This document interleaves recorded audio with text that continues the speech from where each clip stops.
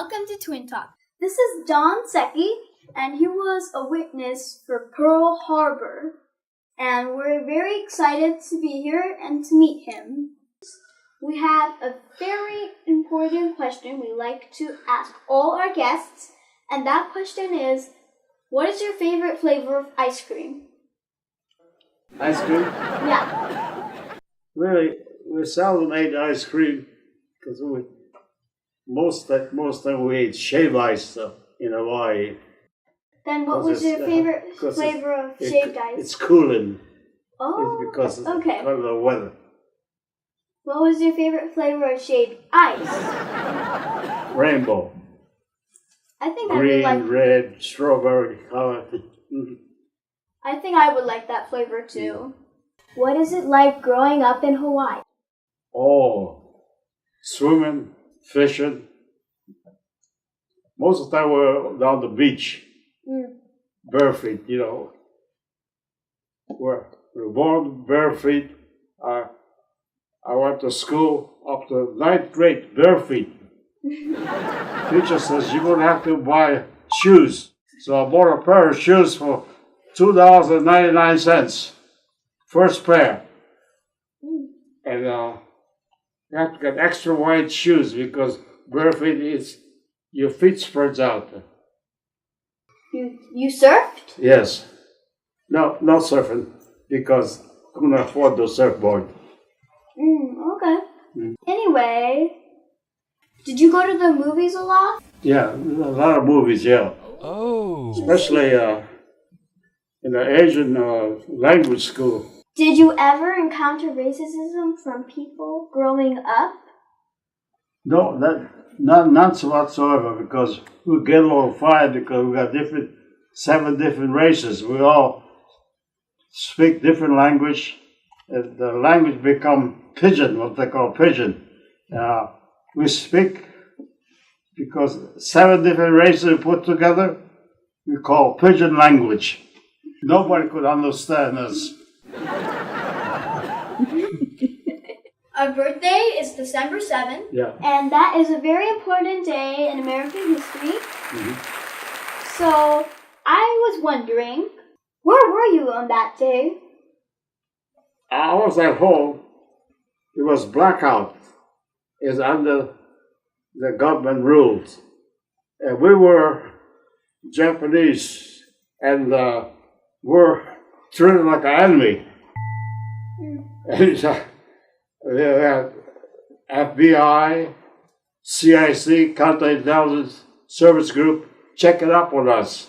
They got all the leaders, teachers, Buddhist ministers. They got them in a compound, a little island called Sad Island.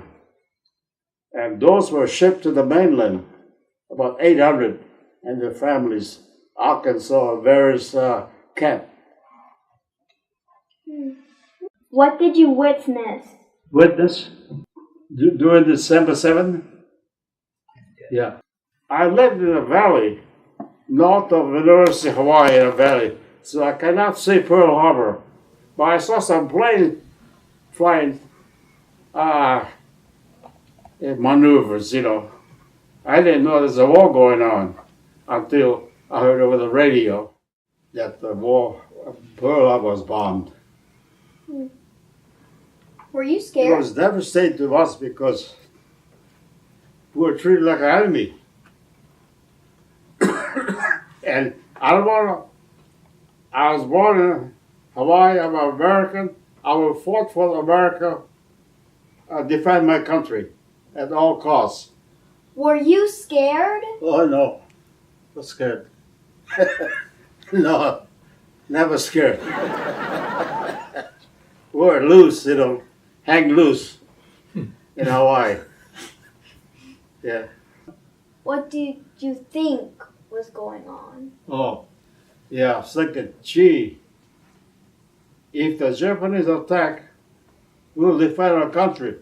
We'll fight for our country, whether they're Japanese or we're Japanese. Regardless, we're Americans. We're born and raised in Hawaii, in America. Since you were Japanese, did it make it tough for you, like you were a Japanese spy or something? Yeah, it's kind of,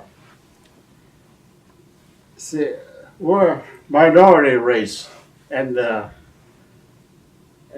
it's we're kind of tough time, you know. Little confrontation with the Caucasian people. We call them howlies. Yeah. Didn't the FBI pay your friend a visit? Oh yes, indeed. Throughout all Hawaii, there FBI, CIC, Counterintelligence Corps, checking up on us. What was it like for your parents? My father and mother, on December 4th, they planned to go back to Japan. They want to take me with them. I says, no, I will not go. I was 17 years old. I could take care of myself. They did not go with them. Because if I went with them, I'd be in the military. I might have been with what they call a kamikaze pilot. Kamikaze pilot is a suicide pilot, one-way trip. Yeah, they used the Japanese American that were in Japan during the war. When the war broke out, they used them as various suicidal activities. Were your friends sent to internment camp?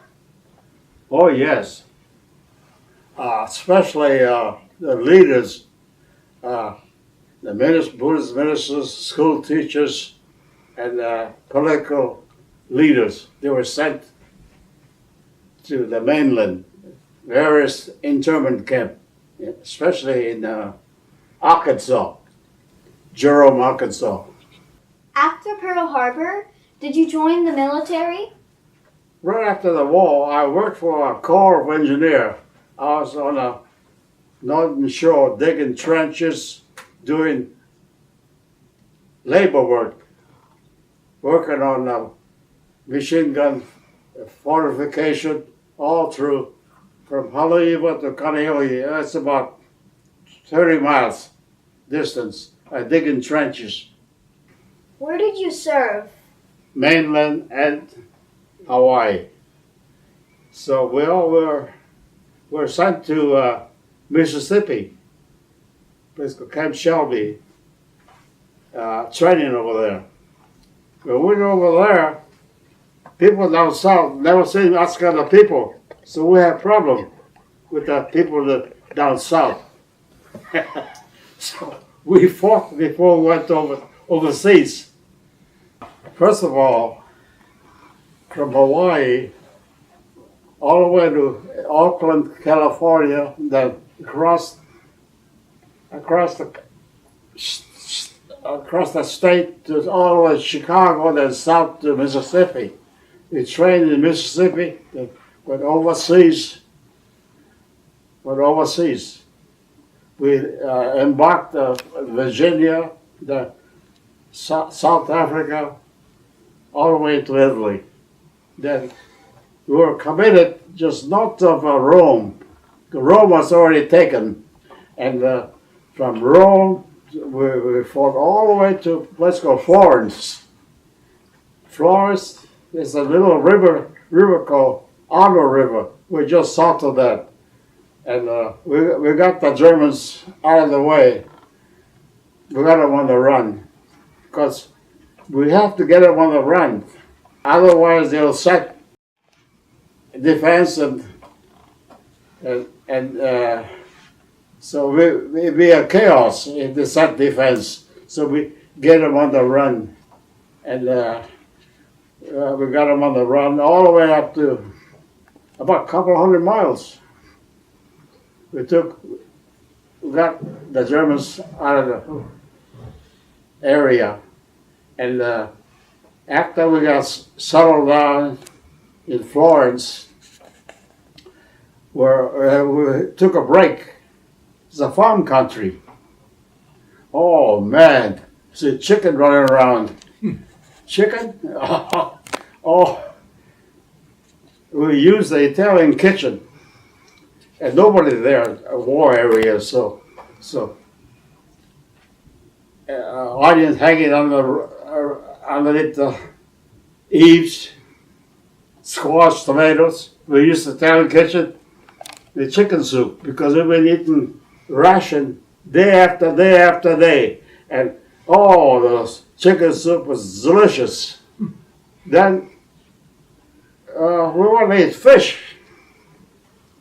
Us guys are fish eaters, you know, fish and rice. So there's a couple of hundred yards on the coast of Mediterranean, we want to eat fish. How are you going to fish? No reel, no pole, no nothing. And I had an idea. Back in Hawaii in the old days, the first generation Japanese, they used to use dynamite. Dynamite explodes, Kakashi bring the fish up. That gave me the idea. So I got a hold of, a bunch of guys got a hold of a grenade. Grenade explodes in 5 seconds. 1, 2, 3, everybody threw the grenade. Same purpose. We got the fish. Kakashi bring the fish up and cook the fish in the Italian kitchen. You lost an arm in the war. Hmm? You lost an arm in the war. Tell us about that. Oh, yeah, this was in France. One of the Texas division, 1 battalion were trapped.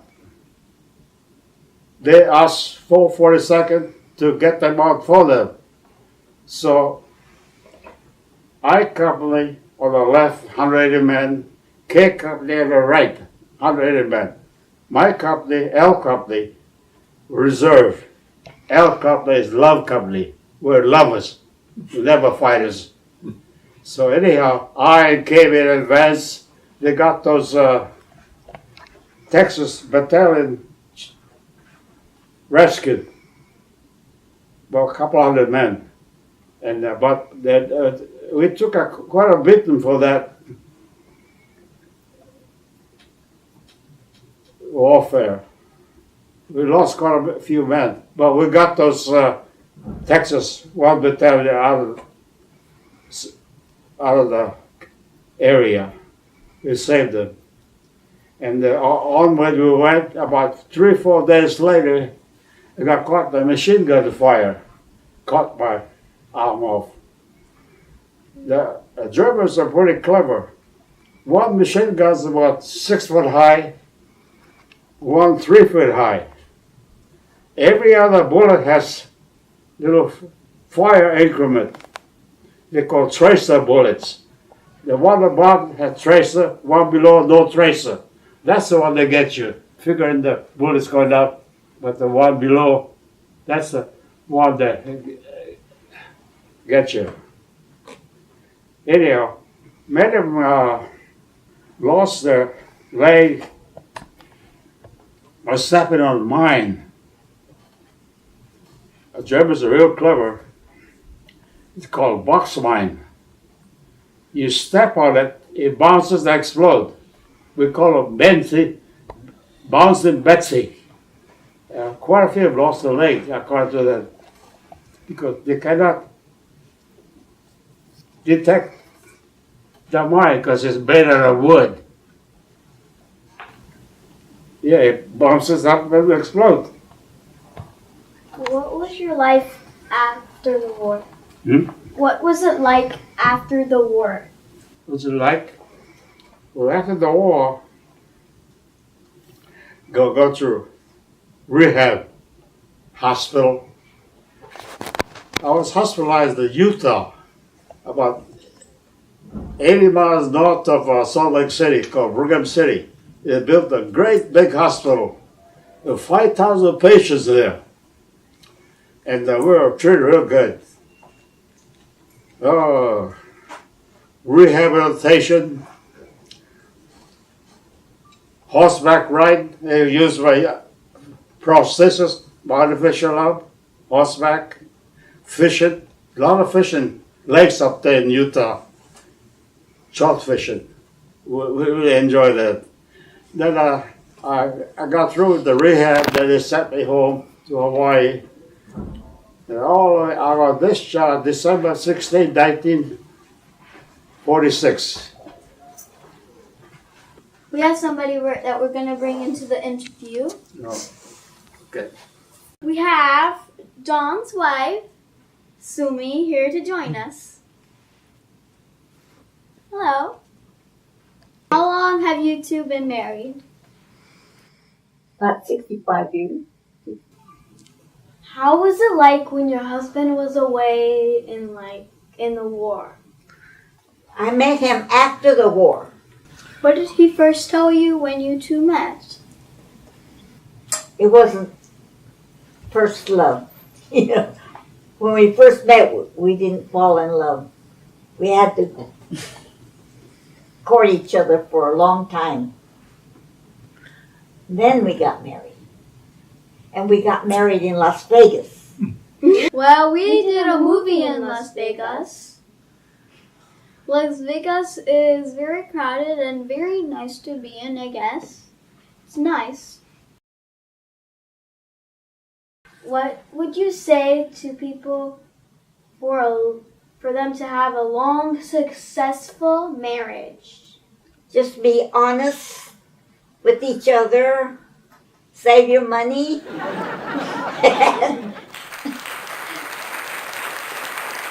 And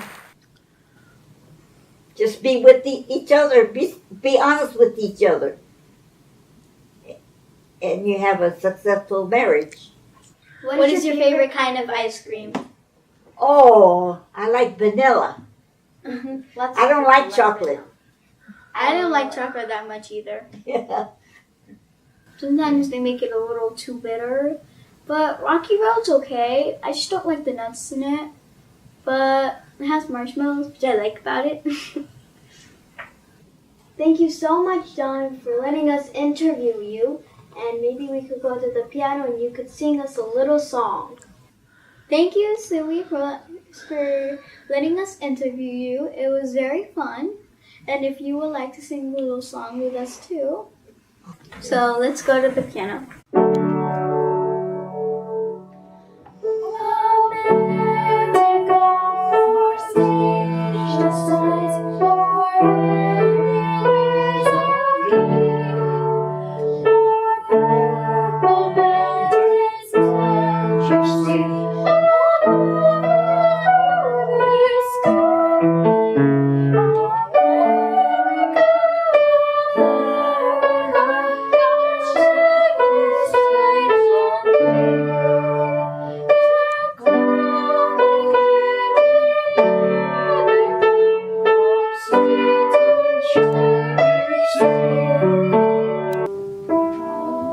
Daddy boy, the pipes are calling from glen to glen and from the mountainside. Summer's Thank you for your time. Thank you for everything. Thank you.